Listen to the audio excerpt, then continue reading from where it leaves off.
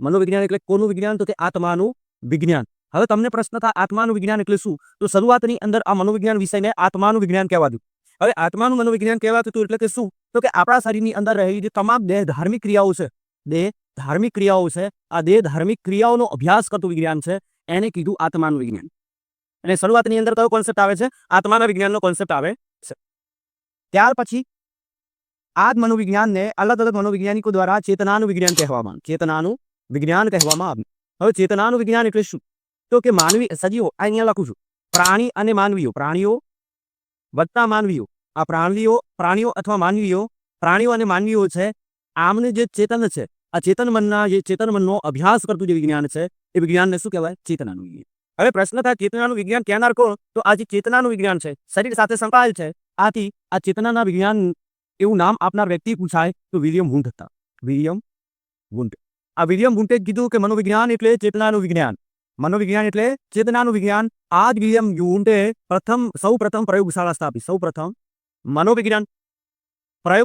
મનોવિજ્ઞાનની પ્રયોગશાળા સ્થાપવાનો કોઈને જો શ્રેય જાય છે તો સૌ પ્રથમ વિલિયમ વુન્ડે સૌ પ્રથમ મનોવિજ્ઞાનની પ્રયોગશાળા સ્થાપી હતી. પ્રશ્ન પૂછાય આ જ વિલિયમ વુન્ડને મનોવિજ્ઞાનના પિતા કહેવાય છે. મનોવિજ્ઞાનના પિતા કહેવાય છે. શા માટે પિતા કહેવાય છે? કે તેમણે કીધું કે માનવી અથવા પ્રાણીઓના જે ચેતન મનનો અભ્યાસ કરવામાં આવે, એટલે કે ચેતનાઓનો અભ્યાસ કરતું વિજ્ઞાન છે, એટલે મનોવિજ્ઞાન છે, એવું સૌપ્રથમ પ્રતિપાદિત કર્યું પ્રયોગશાળાના આધારે. તો સૌપ્રથમ મનોવિજ્ઞાનની પ્રયોગશાળા સ્થાપનાર વ્યક્તિ પૂછાય, અથવા તો સૌપ્રથમ મનોવિજ્ઞાનની પ્રયોગશાળા દ્વારા મનોવિજ્ઞાનને સમજણ આપતો હોય એવો મનોવૈજ્ઞાનિક કયો? તો વિલિયમ વુન્ડ.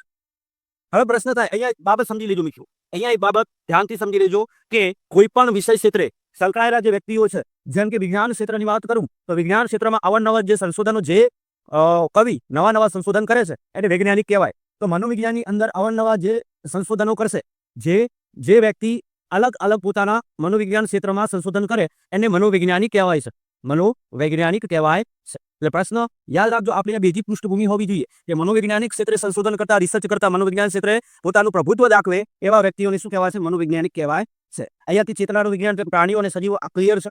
ઓલ ક્લિયર હોય? વિડીયો સારો લાગતો વિડીયો લાઈક કરી દેજો. ચેનલમાં નવા હો તો ચેનલને સબસ્ક્રાઇબ અવશ્ય કરી દેજો. હવે આ મનોવિજ્ઞાનને સમજવું હોય તો થોડી બાબતો આપણે સમજવી પડે. તો મનોવિજ્ઞાન એ સીધી રીતે પ્રોસેસ નથી કરતું.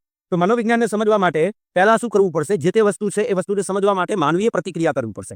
તો પહેલા મનોવિજ્ઞાન એટલે શું? કે પ્રાણીઓ હોય કે માનવી હોય, પ્રાણીઓ હોય કે માનવી હોય, આમને શું કરવું પડશે? સૌપ્રથમ પ્રતિક્રિયા કરવી પડશે. સૌપ્રથમ શું કરવું પડશે? પ્રતિક્રિયા કરવી પડશે. માની લો કે અહીંયા કોઈ એક ટેબલ છે, આ એક ટેબલ છે, ખબર છે કે ટેબલનું વજન છે કે નથી એ ખબર નથી. અહીંયા માની લો કે ભુરેન્દ્ર છે, આ ભુરેન્દ્ર ટેબલને ધક્કો મારે છે,